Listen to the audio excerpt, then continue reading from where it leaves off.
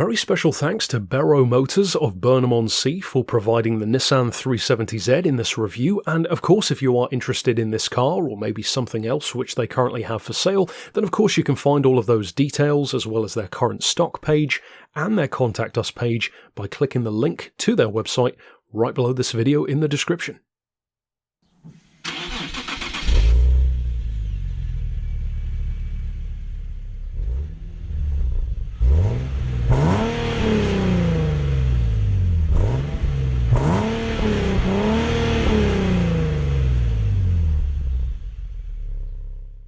When it comes to their development of high-performance cars, Nissan actually reminds me quite a bit of Porsche, because they simultaneously can make both ends of the spectrum work so well. On the one hand, you have the GTR, sometimes critiqued for being like a drivable computer, but overwhelmingly fast, incredible lap times, incredible performance, and that's what comes first, much like Porsche with the turbo models, the GT3s. But then on the other end, you have the Z.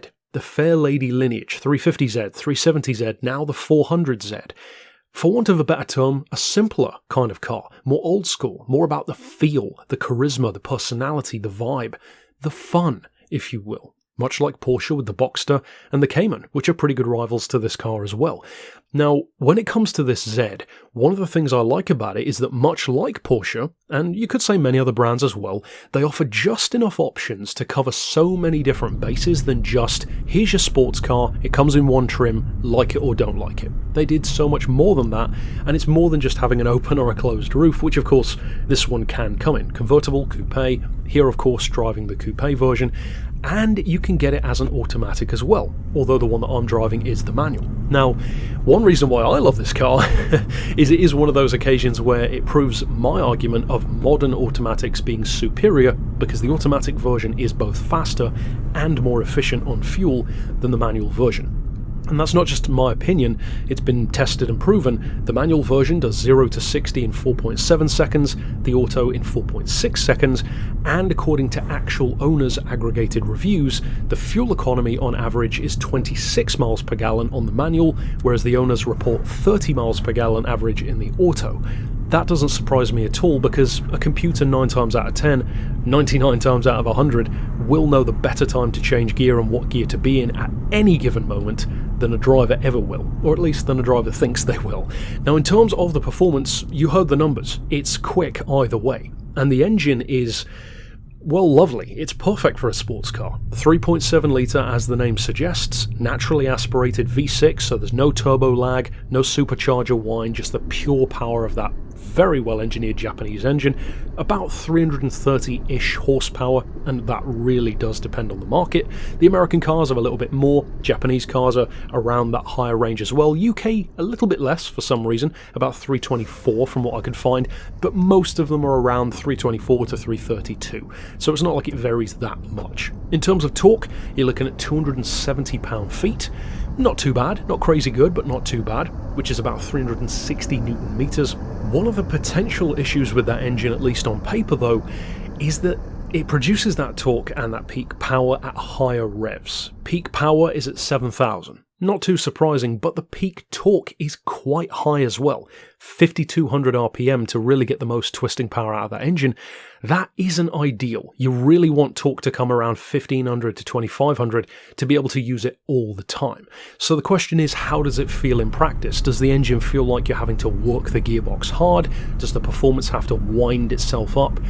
Well, actually, no. They've done a lovely job of engineering the car, I have no doubt in automatic form and even here in manual form, to actually feel more torquey than it is. So, very well done to Nissan on that front. The car itself is not overly heavy, it's less than 1,500 kilos, so it's not super light, but it certainly isn't heavyweight, and interestingly, it's actually kind of smaller than the 350Z. It's a little bit wider, but it's shorter to the ground. The roofline, that is, of course, and the length is shorter as well. In fact, the overall length is 2.7 inches less, but the wheelbase is 4 inches less within that body, which is quite a significant difference between the two cars. The width is 1.3 inches wider though, so it has much more of that squat stance, and the height is only 0.3 of an inch difference, so that's fairly negligible. The overall vibe that the car has, though, is definitely what I would describe, and this goes to the proportions, this goes to the engine, and it even stretches out to the handling, which has been critiqued by some people, and I'm going to add my thoughts to that in just a second, but that single word which I would use to describe how this car feels is chunky. And that probably seems like a strange word to describe it, because chunky is more of a peanut butter term than a car term, but what I mean by that is the vehicle is small enough and light enough, quote unquote, and powerful enough but not overly powerful that it feels just enough in every way. It's light on its feet, the turn-in is very sharp, it actually belies the front engine layout where it could easily be way too front heavy, but it really isn't.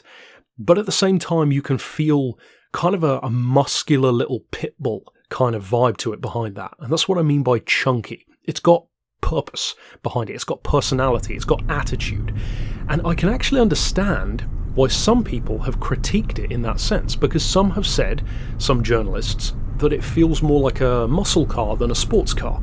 Maybe it's not quite ladylike, it's not quite dainty enough, despite the Fairlady name, ironically. I actually don't think that's a bad thing. It has some heft to it, and these days you kind of need that, because Porsche is already doing the more kind of svelte, old school sports car thing very well, and they've got it down to a T, so don't necessarily fight them at their own game. And that's something which I've believed for years. You've got really two choices when it comes to making a great car. You can either do what everyone's doing better than them, or you can do something different that very few people are doing and do it well. Nissan here clearly went for the latter. The vibe is different, and it benefits from that so much. This is not a sports car for people who want something that feels like some little dainty British sports car or a modern day equivalent to an Italian classic. There's none of that here. This feels like it has that heft, that chunkiness, that attitude, and I think it's all the better for it, and it is certainly complemented by that barky V6 engine, which gives it tons more personality as well.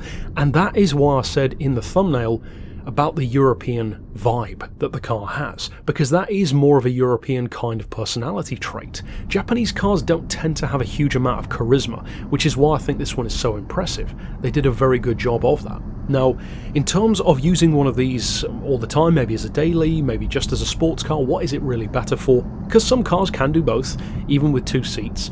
I will say the most prohibitive thing by far about the Z as a daily driver is the economy. And this is that occasion where the automatic is superior to the manual, 30 to the gallon average compared to 26 average. 30 isn't too bad if you do choose the manual. 26 to the gallon average, you'll have to decide if you're okay with that or not. For a 330 horsepower car, I guess it's about fine really, certainly for its performance, but for some people that may be prohibitive.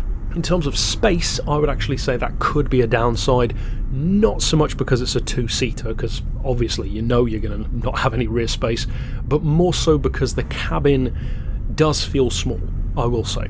I could fit in the car, but it's not necessarily a car which I'd want to spend a huge amount of time in personally, because it was fairly claustrophobic, and that comes from someone who actually likes cars with claustrophobic cabins, but in a different kind of way. To me, more like an AMG GT has my kind of claustrophobic interior, like a supercar. This, not so much. The seat is a little bit too upright for my taste, the roofline feels just a tad too low, but again, that's a me problem, not necessarily the car's problem, and many drivers of a more average height probably will never have an issue.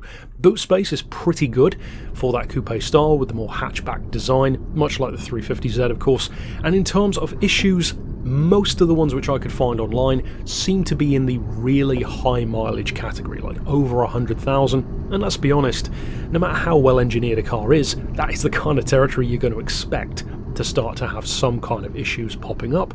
With these, it seems to be some power steering issues, some oil related issues, so keep an eye out for those of course. Always look for a good history with the car. If nothing else, a history always shows that it's been loved, and that is at least half the battle. In terms of pricing, well, that's where things get pretty wild with these 370Zs, because they vary, at least in the UK, by a massive margin. You can get them as cheap as 9 grand, which is a massive amount of performance for the money. I mean, 4.6, 4.7 seconds, even if you go on the lower end of the range at the quoted, low 5-second region, or more like the mid 5-second on the convertible, that's still pretty damn quick for a 9 grand car. On the higher end though, if you're buying like a 2020 shape, especially something like a NISMO trim, well, you're going to be paying 35, 36 grand even for a used one. So there's a huge, vast swath between those two.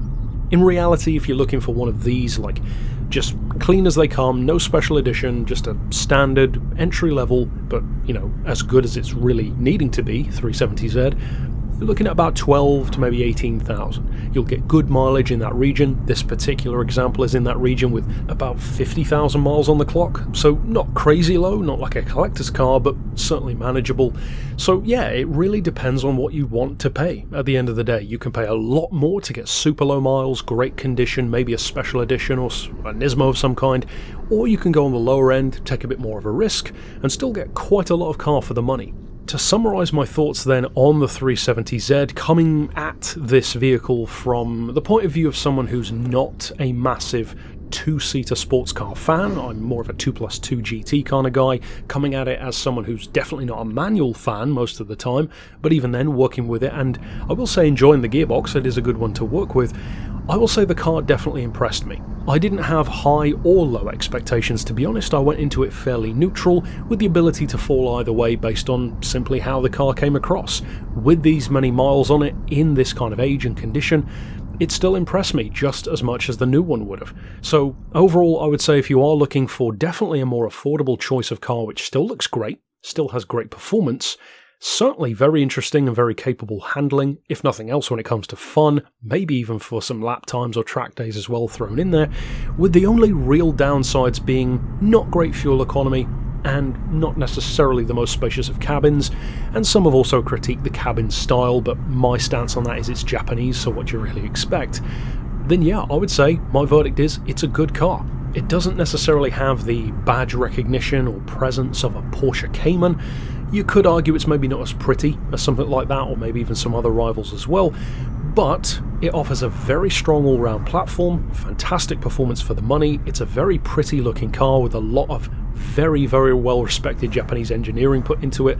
Chances are it's a lot more reliable than many other sports cars on the market as well because of that.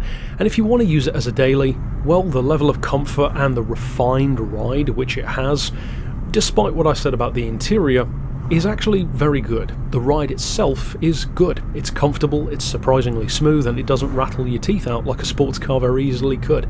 So overall, that's it for my thoughts on the 370Z. Of course, if you're an owner of one of these, if you used to have a Z, maybe even a 350, drop your thoughts down below, maybe some warnings or issues that you had with yours in the past that a potential owner should look out for. And if you are on the market for buying one, of course, check out the comments down below to see those. But until next time, I'll see you with more reviews. Of course, you can check out the Beards and Cars playlist here on the channel to see plenty of other episodes.